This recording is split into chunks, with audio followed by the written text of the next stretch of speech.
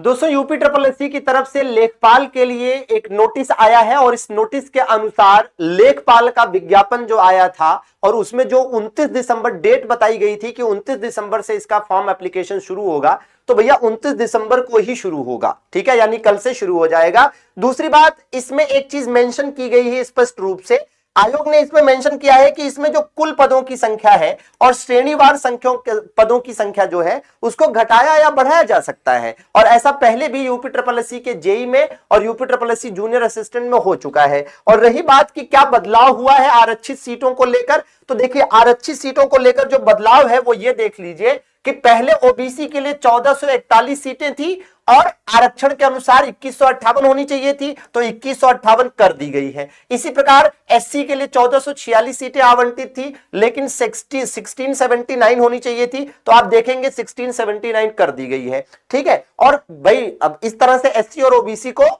उनका एक तरह से कह लीजिए कि हक मिल गया। लेकिन अगर हम जनरल की बात करते हैं, अनरिजर्व की बात करते हैं, तो 4165 सीटें दी गई थी, आवंटित की गई थी, और 3198 होनी चाहिए थी, तो इनको 3205 जो है यहां पर आवंटन किया गया है। तो इस प्रकार से यह संशोधन है जो लेखपाल के संबंध में है। बाकी साथियों आप अपनी तैयारी बढ़िया तरीके से करते रहिए, क्योंकि आप जानते हैं कि इसमें 12 सब्जेक्ट पढ़ने हैं, तो ये 12 सब्जेक्ट अच्छे से कवर करने पड़ेंगे। आपके पास 4 साढ़े 4 महीने का समय है मानकर चलिए, और मई के आसपास इसका पेपर देखने को मिल सकता है। तो आप राजस 2.0 बैच से जुड़कर हमारे आप अपनी तैयारी को शानदार रूप दे सकते हैं। तो आज ही डाउनलोड करें एमडी क्लासेस ऑफिशियल ऐप और इस बैच से जुड़कर अपनी तैयारी को बढ़िया बनाएं। धन्यवाद, थैंक यू वेरी मच।